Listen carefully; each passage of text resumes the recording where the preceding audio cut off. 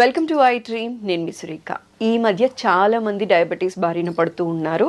అయితే షుగర్ 150 దాటకుండా ఉండాలి అంటే మన ఎవ్రీడే తీసుకునే డైట్ ఎలా ఉండాలి, రోజు ఏ ఫుడ్ తీసుకోవాలి, ఏ ఫుడ్ తీసుకోకూడదు అనే విషయం ఇవాళ వివరంగా మాట్లాడదాం. ఈరోజు మనతో పాటు ఉన్నారు ప్రముఖ నాన్ సర్జికల్ ఆయుర్వేదిక్ డాక్టర్, సురక్ష ఆయుర్వేదిక్ క్లినిక్ ఫౌండర్ డాక్టర్ పూర్ణ రాజేశ్వరి గారు. వారితో మాట్లాడదాం. నమస్కారం అమ్మ. నమస్తే అమ్మా. ఎలా ఉన్నారు? బాగున్నాను, థ్యాంక్ యూ. అమ్మ, జనరలీ ఏంటి అంటే షుగర్ 150 దాటకుండా ఉండటం కోసం చాలా కష్టపడుతూ ఉన్నారు. చాలా మంది డయాబెటీస్ బారిన పడిన వాళ్ళందరూ కూడా తగ్గించడానికి చాలా కష్టపడుతూ ఉన్నారు. అసలు డయాబెటీస్ బారిన పడకుండా ఉండాలి అంటే 150 దాటకుండా ఉండాలి అంటే ఎవ్రీడే ఏ ఫుడ్ తీసుకోవాలి, ఏ ఫుడ్ తీసుకోకూడదు? అంటే జనరల్గా ఏంటంటే డయాబెటీస్ అనేది ఈ రోజుల్లో పెద్ద ఒక రకమైనటువంటి శాపం అనుకోవాలి. పాత రోజుల్లో ఏంటంటే తిండి లేక చాలా కరువులో ఉండి చాలా ఇబ్బందులు పడుతుండే, క్షామంలో ఉండి చాలా ఇబ్బందులు పడుతుండే వాళ్ళం మన భారతీయులు. ఇప్పుడు ఏంటంటే చాలా కష్టపడి ఆర్థికంగా బలపడ్డాం, కానీ ఆరోగ్యపరంగా చాలా బలహీనం అయిపోయాం. దానికి ఎగ్జాంపుల్ ఏంటంటే మనకు వస్తున్న diabetes, hyper tension, main problems, life style disorders అంటారు వీటిని. అలాంటివి చాలా ఉన్నాయి మనకి. ఆస్మా కానీ, ఒబిసిటీ కానీ, ఇవన్నీ చాలా వస్తాయి. అవన్నీ నెక్స్ట్. కానీ ఫస్ట్ అండ్ ఫార్మోస్ట్ డయాబెటీస్ అనమాట. ఎందుకంటే తినడానికి ఉండదు, ఏం తినడానికి ఉండదు. ఏది తినాలన్నా నోట్లో పెట్టుకోవాలంటే భయంగా తినవలసి వస్తుంది. కొంతమంది చాలా స్ట్రిక్ట్గా ఫాలో అయిపోతారు, ఇంకా వాళ్ళకి తినడానికి ఏం ఉండదు అనమాట. అసలు అంత డ్రై ఇదిలో ఉంటారు, అంటే కరువులో ఉన్నట్టుగా, ఉపవాసంలో ఉన్నట్టుగా ఉంటారు అనమాట. అందుచేత కొంచెం ప్రణాళికాబద్ధంగా ఆహారాన్ని వాళ్ళు ప్లాన్ చేసుకుంటే మంచిగా ఆరోగ్యంగా తీసుకోవచ్చు. టేస్టీ ఫుడ్ కూడా తీసుకోవచ్చు. ఓకే. అంటే జనరల్ టేస్టీ ఫుడ్ అంటే ఎలాగో అనారోగ్యకారకం అని చెప్పేసి వాళ్ళు భయపడతారు, కానీ ఇంట్లోనే కొన్ని టేస్టీ ఫుడ్స్ కూడా మనం చేసుకోవచ్చు. ఇందులో కొంచెం వీలైనంత వరకు చెప్పడానికి ప్రయత్నించేద్దాం.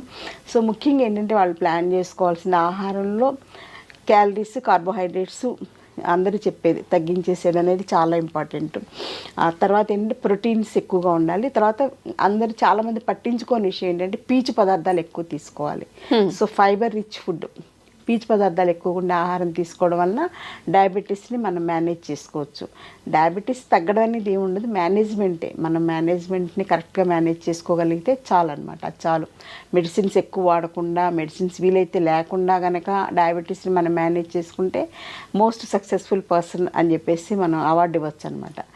లేకపోతే ఏంటంటే ఇన్సులిన్ డిపెండెన్సీ అవుతుంది, మెట్ఫార్మిన్ విపరీతంగా వాడుతున్నారు, గ్లైసిఫేజ్ మెడిసిన్స్ విపరీతంగా వాడుతున్నారు, ఇంకా స్ట్రాంగ్ మెడిసిన్స్ కూడా వాడవలసి వస్తుంది. ఆ మెడిసిన్స్ వల్ల సైడ్ ఎఫెక్ట్స్ చాలా ఎక్కువ ఉంటాయి, భయంకరమైనటువంటి సైడ్ ఎఫెక్ట్స్ ఉన్నాయి. కాబట్టి అవి తక్కువగా వాడుకునేలాగా మన డైట్ ప్లాన్ అనేది ఇంపార్టెంట్. మీరు అడిగిన డైట్ ప్లాన్ చాలా అవసరమ్మా. At the same time exercise plan కూడా చాలా అవసరం. ఎక్సర్సైజ్ అనేది మోస్ట్ ఇంపార్టెంట్. థర్డ్ ఫ్యాక్ట్ ఏంటంటే స్లీపింగ్ హ్యాబిట్స్. సో ఆహారం, వ్యాయామం, నిద్ర, ఈ మూడు కనుక కరెక్ట్గా ప్లాన్ చేసుకుంటే, ఆయుర్వేదంలో ఏంటంటే ఒక శరీరం మనిషి ఆరోగ్యంగా ఉంటారంటే త్రిస్తంభాలు అంటారు. త్రిస్తంభాలు ఏంటంటే ఆహారం, వ్యాయామం, నిద్ర. ఈ మూడు కరెక్ట్గా మేనేజ్ చేసుకుంటే ఎటువంటి వ్యాధులు రాకుండా ప్రివెంటివ్ కేర్గా మనల్ని మనం హ్యాపీగా ఉంచుకోవచ్చు, హెల్దీగా ఉంచుకోవచ్చు. అట్ ది సేమ్ టైం వ్యాధులు వచ్చినా కూడా మన మేనేజ్మెంట్ అనేది ఈజీగా ఉంటుంది అనమాట. సో దానికి ఏంటంటే ముందు ఫస్ట్ పాయింట్ డైట్ గురించి చూద్దాం. డైట్లో ఎర్లీ మార్నింగ్ లేచిన వెంటనే మంచినీళ్ళు తాగడం అనేది ఫస్ట్ స్టెప్. వీలైతే గోరువెచ్చటి నీళ్ళు తాగడం. తర్వాత సెకండ్ పాయింట్, రాత్రి కొంచెం పడుకోబోయే ముందు కొంచెం మెంతులు, జీలకర్ర, ధనియాలు నానబెట్టేసుకుని ఉదయం ఫస్ట్ డోస్గా మంచినీళ్ళు తాగడం అయిపోయాక 7-8 మధ్యలో ఈ నీళ్లు తాగేయడం అనేది ఇంపార్టెంట్. తినగలిగితే నమిలేసేసి మింగేసేయచ్చు. మెంతులు కానీ, ధనియాలు కానీ, జీలకర్ర నమిలి తినడం అంటే కొంచెం కష్టంగా ఫీల్ అయ్యేవాళ్ళు జస్ట్ ఆ వాటర్ తాగినా కొంతవరకు బెనిఫిట్ ఉంటుంది. ఒకవేళ తాగలేకపోతే దాంతో కొంచెం డికాక్షన్ లాగా, టీ లాగా పెట్టేసేసుకుని అందులో కొంచెం అల్లం ముక్క కూడా వేసుకుని, కొంచెం దాల్చిన చెక్క కూడా యాంటీ డయాబెటీస్గా బాగా పనిచేస్తుంది. వేసుకుని తాగడం అనేది ఒక టీ లాగా అనమాట. అంటే మామూలు మనం తాగే టీ పౌడర్తో టీ కాకుండా ఇలా టీ లాగా తాగేయచ్చు గోరువెచ్చగా. తర్వాత 9 లోపల బ్రేక్ఫాస్ట్ ఏంటంటే ఇడ్లీ లాంటివి సాఫ్ట్ ఫుడ్స్ కామన్ అని కదా, ఇడ్లీ కానీ, ఉప్మా కానీ అలాంటివి. సో ఇడ్లీ మామూలు ఇడ్లీ. ఉప్మా మాత్రం బొంబాయి రవ్వ ఉప్మా కాకుండా మొక్కజొన్న రవ్వ ఉప్మా కానీ, లేకపోతే ఎల్లో కలర్లో ఉంటుంది ఒక రకమైన రవ్వ, బన్సీ రవ్వ అంటాం, అది కానీ, లేకపోతే గోధుమ రవ్వ ఉప్మా కానీ, ఏదైనా ఎక్కువ క్వాంటిటీ కాకుండా ఒక 2 to 3 ఇడ్లీస్ సైజ్ అయితే, అలా మామూలుగా 4 ఇడ్లీస్ తినేవాళ్ళు 3 ఇడ్లీసే తీసుకోవాలి. దాంతోపాటుగా ఏంటంటే వెజిటబుల్ సలాడ్ కానీ, వెజిటబుల్ సూప్ కానీ తీసుకోవాలి. అంటే ముఖ్యంగా క్యాబేజ్ ఫైబర్ బాగుంటుంది కాబట్టి క్యాబేజ్ బాగా తీసుకోవచ్చు, క్యారెట్ వేసుకోవచ్చు, బీన్స్ వేసుకోవచ్చు, ఇంకేదన్నా మనకు అవకాశం ఉంటే వేసుకుని అవన్నీ ఉడకబెట్టేసేసుకుని అది కొంచెం ఉడకనివ్వాలన్నమాట. కొంచెం ఒక 5 minutes ఉడికాక అది వడకట్టుకుని సూప్ లాగా తాగేయచ్చు, లేదా సలాడ్స్ లాగా తీసుకోవచ్చు. అందులో టేస్ట్ కోసం కానీ కొంచెం ఉప్పు వేసుకోవచ్చు, కొంచెం నిమ్మరసం కూడా వేసుకోవచ్చు, కొంచెం మిరియాల పౌడర్ కూడా వేసుకోవాలి. మిరియాల పౌడర్ కూడా డయాబెటీస్కి మంచిది కాబట్టి అలా తీసుకోవచ్చు. అది బ్రేక్ఫాస్ట్ టైంలో, అంటే ఇడ్లీ క్వాంటిటీ కొంచెం తగ్గించుకుని ఆ ప్లేస్లో సలాడ్స్ తోటి ఫిలప్ చేసుకున్నాం అనమాట. అది ఒకటి. నెక్స్ట్ 11 o'clock ఆ టైంలో ఆఫీస్కి వెళ్ళినా పక్కన ఒక బాటిల్లో మజ్జిగ చేసుకుని పట్టుకెళ్ళాలి. ఆ మజ్జిగ కూడా ఏంటంటే రాత్రిపూట ఒక 1/2 liter పాలు తోడుపెట్టేటప్పుడు అందులో ఒక 2 స్పూన్లు మెంతులు వేసేసి తోడుపెట్టేసేయాలి. సో మెంతుల్లో ఉండేటువంటి యాంటీ డయాబెటిక్ యాక్షన్ అంతా కూడా ఆ పెరుగులోకి వచ్చేస్తుంది. సో మళ్ళీ పెరుగు వాడకూడదు, పెరుగు వల్ల కూడా డయాబెటీస్ పెరుగుతుంది. మజ్జిగే వాడుకోవాలి. సో మజ్జిగ చేసేసుకుని ఒక బాటిల్ నిండా పోసుకుని ఎక్కడికి వెళ్తే అక్కడికి మనం తీసుకెళ్ళిపోవచ్చు. మధ్యాహ్నం 11 o'clockకి ఒక 250 ml మజ్జిగ తాగేసేయాలి. 1 o'clockకి లంచ్ ఏంటంటే మనం మామూలుగా వైట్ రైస్ అనేది మోస్ట్ కామన్ కదా. White rice, white sugar, white salt, white packet milk, మైదా, ఈ 5 కూడా white poisons. Okay. 5 white poisons వల్ల డయాబెటీస్ మల్టిప్లై అవుతుంది అనమాట. సో ఈ 5 కూడా తీసుకెళ్ళి కాశీలో వదిలేయాల్సిందే డయాబెటీస్ పేషెంట్స్. సో ఈ 5 వైట్ పాయిజన్స్ వదిలేస్తే సగం శని వదిలిపోయినట్టు అనమాట. లేకపోతే ఆ వైట్ రైస్ వల్లనే డయాబెటీస్ బాగా పెరిగిపోతుంది. సో వైట్ రైస్ ప్లేస్లో మనం ఏంటంటే బ్రౌన్ రైస్ తీసుకోవచ్చు, లేకపోతే నవరార ధాన్యం అని తీసుకోవచ్చు, లేకపోతే రాజముడి ధాన్యం అని చెప్పేసి ఇప్పుడు చాలా వస్తున్నాయి. ప్రకృతి వైద్యం ద్వారా వచ్చేవన్నీ కూడా ఆర్గానిక్లో రైస్వే చాలా వస్తున్నాయి. ఒకవేళ అవన్నీ దొరకకపోయినా జొన్నలు వాడుకోవచ్చు, జొన్న రవ్వ ఉప్మాలాగా చేసుకొని తీసుకోవచ్చు, లేకపోతే గోధుమ రవ్వ ఉప్మా తీసుకోవచ్చు. అలా వీటికి ఆల్టర్నేటివ్స్ తీసుకుంటూ వీక్లీ ట్వైసే బ్రౌన్ రైస్ తినాలి. ఏదైనా ఏ రైస్ అయినా వీక్లీ ట్వైసే. మిగిలిన రోజులన్నీ కూడా గోధుమ రవ్వ కానీ లేకపోతే జొన్న రవ్వ కానీ ఇలాంటి వాటితోటి అన్నంలా వండుకోవడం, ఏదో ఒకటి అలా ప్రిపేర్ చేసుకుని తీసుకోవాలి. కానీ కర్రీస్ మాత్రం బాగా తీసుకోవాలి. ముఖ్యంగా పప్పు కంపల్సరీగా ఎవ్రీ డే లంచ్లో ఉండాలి. పప్పు ఆకుకూర కానీ, పప్పు మునగాకు కానీ, ఏది వీలైతే అది. టేస్ట్ కోసం పప్పు, మామిడికాయ కానీ ఎలా వీలైతే అలాగా కందిపప్పు కంపల్సరీ తీసుకోవాలి. వారానికి ఒకసారి శనగపప్పు కూడా తీసుకోవచ్చు. ఓకే. అలా శనగపప్పును మనకి క్యాబేజ్ కర్రీస్ ఎలా చేసుకుంటాం కదా, అలాంటివన్నీ తీసుకోవచ్చు. దాంతోపాటుగా లంచ్లో జాంకాయ కానీ లేకపోతే బొప్పాయి పండు కానీ ఏదో ఒకటి, అంటే టూ మచ్ క్యాలరీస్ ఉండేటువంటి అరటిపండు, సపోటా పండు, మామిడి పండు కాకుండా జామకాయ, పపాయ, నారింజ, యాపిల్ ఇవన్నీ కూడా అంటే మనం వెతుకుతుంటే చాలా దొరుకుతాయి. మనం చాయిస్ లేదనుకుంటాం కానీ మన అదృష్టితో చూడం అనమాట. అందరూ ఒకే టైప్ ఫుడ్కి అలవాటు పడిపోయాం ఇప్పుడు. అలా కాకుండా కొంచెం డిఫరెంట్గా ఆలోచిస్తే బోల్డ్ దొరుకుతాయి. సో అలా తీసుకోవాలి. అంటే కడుపు నిండాలి కదా. ఇప్పుడు మామూలుగా అయితే అన్నమే చక్కగా ఇంత అన్నం పచ్చడి వేసుకుని, ఇంత అన్నం పప్పు వేసుకుని, ఇంత అన్నం పులుసు వేసుకుని, ఇంత అన్నం పెరిగేసుకుని తింటే కడుపు హాయిగా నిండుతుంది. వైట్ రైస్ కదా, షుగర్ కూడా అలాగే మల్టిప్లై అయిపోతుంది.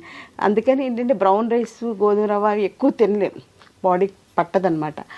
ఆ ప్లేస్కి మనం ఇలా ఫ్రూట్స్ తోటి బ్యాలెన్స్ చేసుకునేలాగా, లేకపోతే క్యారెట్, లేకపోతే క్యాబేజ్ అని సలాడ్స్ లాగా ఏదో ఒకటి తీసుకోవాలమ్మా. తర్వాత మళ్ళీ ఈవినింగ్ 4 o'clock టీ కానీ, తర్వాత ఇంకా ఏదన్నా మజ్జిగ కానీ లేకపోతే హెల్త్ డ్రింక్ అల్లం టీ తోటి కానీ అలాంటివి ఏదో తీసుకోవచ్చు. ఏమీ లేకపోతే కొంచెం కొబ్బరి నీళ్ళు కానీ అలా అయినా పర్వాలేదు. కొబ్బరి నీళ్ళు తీసుకోవచ్చు, ఎక్కువ తీసుకోకూడదు, కొంచెం తీసుకోవచ్చు. అంటే న్యాచురల్ ఫుడ్స్ కాబట్టి పర్వాలేదు, తీసుకోవచ్చు. ఆ రకంగా మేనేజ్ చేసుకోవాలి. డిన్నర్ మాత్రం వీలైతే మానేసేయాలి. అంటే రైస్ ఇవన్నీ కూడా మానేసేయాలి. ఒకవేళ తినకుండా ఉండాలేనంటే చపాతీని కొంచెం కూర ఎక్కువ తీసుకోవాలి. తోటకూర కానీ, పొట్లకాయ కూర కానీ, సొరకాయ కానీ అట్లా ఎక్కువ కూర వేసేసుకుని అందులోకి 1-2 చపాతీలతోటి సరిపెట్టుకోవాలన్నమాట. లేదంటే రాగి జావ ఉంటుంది కదమ్మా, రాగి జావ బాగా ఎక్కువ క్వాంటిటీలో రాగి జావ కానీ, రాగి సంకటి కానీ అలాంటివి తీసుకుని కొంచెం మజ్జిగ తాగడానికి తీసుకుంటే సరిపోతుంది అన్నమాట. సో ఈ రకంగా డైట్ ప్లాన్ చేసుకోవాలి. పడుకోబోయే ముందు వీలైతే ఒక 250 ml కానీ 200 ml కానీ ఆవు పాలు తీసుకోవాలి. దీనివల్ల ఏంటంటే బాడీలో కాల్షియం డెఫిషియన్సీ రాకుండా ఇలా కేర్ ఉంటుంది. సో మెయిన్గా మానేయాల్సింది ఏంటంటే బిస్కెట్స్ తినడం మానేయాలి. చాలామంది చెప్పేది ఏంటంటే డాక్టర్స్ కానీ ఎవరైనా చెప్పేది అంటే మధ్యలో ఎప్పుడు ఆకలిస్తే అప్పుడు 2 అవర్స్కి ఒకసారి బిస్కెట్స్ తినేసేయండి అని చెప్తారు. బిస్కెట్స్లో మైదా ఉంటుంది, అందులో ఫ్రక్టోజ్తో చేసినటువంటి షుగర్ బేస్డ్ ఇవన్నీ ఉంటాయి. అలాగే ఆర్టిఫిషియల్ షుగర్ అని చెప్పేసి బయట పంచదార కాకుండా వాడుతుంటారు, అది ఇంకా డేంజర్ అనమాట. అది అస్సలు మంచిది కాదు, క్యాన్సర్ని కలిగిస్తుంది అనమాట అది. సో అలాంటి ఆర్టిఫిషియల్ షుగర్ కూడా వాడకూడదు. వీలైతే మానేసి నోరు అలాగా అలవాటు చేసుకుంటే ఆ చప్పిడిగా అలవాటు అయిపోతుంది. అలా ప్లాన్ చేసుకుంటే సరిపోతుంది. ఈ డైట్ ఇలా ప్లాన్ చేసుకుంటే షుగర్ మీరు అడిగినట్టు 150 దాటకుండా మనం కేర్ తీసుకోవచ్చు. అలాగే ఎక్సర్సైజ్ కూడా చాలా ఇంపార్టెంట్. మన నెక్స్ట్ స్టెప్ ఎక్సర్సైజ్. అలా ఎక్సర్సైజ్ మంచిది కదా అని ఎక్కువ ఎక్సర్సైజ్ చేయడం కూడా మంచిది కాదు. ఎక్కువ జిమ్కి వెళ్ళిపోవడం, ఎక్కువ వాకింగ్ చేసేసేయడం, ఎక్కువ యోగా చేసేసి అతి సర్వత్రా వర్జయత్. సో కొంచెం ఒక 20 to 30 minutes వాకింగ్. చిన్నవాళ్ళు అయితే బ్రిస్క్ వాకింగ్ చేయొచ్చు, కొంచెం పెద్దవాళ్ళు అయితే ఒక మాదిరిగా ఎండ తగిలేలాగా. ఎండ తగలడం అనేది చాలా ఇంపార్టెంట్ శరీరానికి, అదొకటి చాలా ఇంపార్టెంట్. తర్వాత ఏంటంటే యోగా కూడా ఇంపార్టెంట్. యోగాలో స్పెషల్ ఆసనాస్ ఉన్నాయి, పశ్చిమోత్తాసనం, ఇలాంటి ధనురాసనం, ఇలాంటివన్నీ కూడా ప్యాంక్రియాస్ మీద, తర్వాత మూత్రపిండాలు ఉంటాం కదా, కిడ్నీస్ మీద పనిచేసేలాగా ఉంటాయి. అవి స్పెషల్గా ఆయుర్వేదిక్ యోగా డాక్టర్ గైడెన్స్లో నేర్చుకుంటే కనుక యోగా కూడా రెగ్యులర్ యోగా అనేది చాలా ఇంపార్టెంట్. అలాగే ప్రాణాయామ సెషన్స్ ఉంటాయి, breathing exercises. So breathing exercise వల్ల ఏంటంటే అందరూ అనుకున్నట్టు ఊపిరితిత్తులకి ఆక్సిజన్ అందడమే కాదు, ప్రాణశక్తి కూడా అందుతుంది అనమాట. అందుకే దాన్ని ప్రణవ ప్రాణాయామ అంటారు అనమాట. సో అలాంటి చెప్పే యోగా డాక్టర్స్ చాలామంది ఉన్నారు. అలాంటి యోగా క్లాసెస్ కూడా ప్లాన్ చేసుకుని 1 month గురువు పర్యవేక్షణ నేర్చుకుని తర్వాత వాళ్ళకి వాళ్ళు చేసేసుకోవచ్చు. సో థెరపటిక్ యోగా చెప్పేవాళ్ళు కూడా డాక్టర్స్ చాలామంది ఉన్నారు. అందులో డయాబెటీస్ కోసం స్పెషల్గా ప్లాన్ చేసుకోవాలి. సో వాకింగ్ చేసుకోవాలి, ఎండ తగిలేలాగా యోగా చేసుకోవాలి, ప్రాణాయామం చేసుకోవాలి. ఎక్సర్సైజ్ అనేది 1 hour మినిమం. అలాగే ఆఫీసులకు వెళ్ళిన వాళ్ళు కూడా మధ్య మధ్యలో ఎప్పుడు గ్యాప్ దొరికితే అప్పుడు సుఖ ప్రాణాయామ కానీ ఏదో ఒకటి ప్రాణాయామ ప్రాక్టీస్ చేసుకుంటే చాలా మంచిది అనమాట. వైటల్ పవర్ పెరుగుతుంది మనలో ప్రాణాయామం వలన. సో దీంతో పాటుగా సౌండ్ స్లీప్. నైట్ 9:30 to 10 లోపల పడుకోవాలి. మార్నింగ్ ఫ్రెష్గా 4, 6, 7 లోపల లేవాలన్నమాట. ఇంకా 7 దాటి నిద్ర లేస్తే అసలు వాళ్ళకి ఆ రోజంతా కన్ఫ్యూజను, మెటబాలిజం అంతా కూడా ఇర్రెగ్యులర్ అయిపోతుంది. సో డయాబెటీస్ అనేది మెటబాలిక్ డిజార్డర్ కాబట్టి మన శరీరంలో ఉండేటువంటి మెటబాలిజంని మనం కోఆర్డినేట్ చేసుకుంటూ అనుసంధానంగా ఆహారం, వ్యాయామం, నిద్ర ప్రణాళికాబద్ధంగా చేసుకుంటే డయాబెటీని అధిగమించవచ్చు. అలాగే డయాబెటీస్ తోటి మేనేజ్ చేసుకోవచ్చు. డయాబెటీస్ వల్ల సో మెనీ కాంప్లికేషన్స్ వస్తాయి అన్నమాట. అంటే ముఖ్యంగా రెటినోపతి, నెఫ్రోపతి, న్యూరోపతి, ఇలాంటి కార్డియోపతి, ఇలాంటివన్నీ రాకుండా మనల్ని మనం కాపాడుకోవాలంటే మీరు అడిగినట్లుగా షుగర్ లెవెల్స్ ఫాస్టింగ్లో 150 80% దాటకుండా కేర్ తీసుకోవాలి. అలాగే కొంచెం టేస్టీ ఫుడ్స్ కూడా ఇంట్లో చేసుకోవచ్చు. మనం సపోజ్ బయట చెత్త బిర్యానీ తింటూ ఉంటారు, అలా కాకుండా మనం ఇంట్లో వెజిటబుల్ బిర్యానీ, ఎక్కువ క్యాబేజ్ ఇవన్నీ ఎక్కువ వేసి, క్యాబేజ్ కానీ క్యారెట్ కానీ ఇలాంటివన్నీ వేసుకొని, బీన్స్ ఇవన్నీ ఎక్కువ వేసుకోవాలి. కొంచెమే రైస్ వేసుకోవాలన్నమాట. ఆ రైస్ వెజిటబుల్స్ ఎక్కువ ఉంటాయి అప్పుడు అలాంటి బిర్యానీ మనం టేస్టీగా చేసుకుంటే చాలా బాగుంటుంది అనమాట. బయట దొరికే వాటికన్నా కూడా. బయట ఏంటంటే వాళ్ళు కలర్స్ వేస్తుంటారు, కెమికల్స్ వేస్తుంటారు రుచి కోసం ఎక్స్ట్రా. అవన్నీ కూడా శరీరానికి చాలా డ్యామేజ్ చేస్తాయి. ఎంత అంటే రకరకాల వ్యాధులు వస్తాయి, డయాబెటీస్, ఒబెసిటీ ఇవన్నీ ఎలాగో వచ్చేస్తాయి. వాటిని అధిగమించి క్యాన్సర్ లాంటివి కూడా ఈ ఫుడ్స్ వలన వస్తున్నాయి. కాబట్టి అందులో ఫుడ్స్లో వేసే కలర్స్ మోస్ట్ డేంజరస్ అనమాట. బయట ఫుడ్స్ 100% మానేస్తే డయాబెటీస్ మనం సగం తగ్గించే, సగం సక్సెస్ అయినట్టే.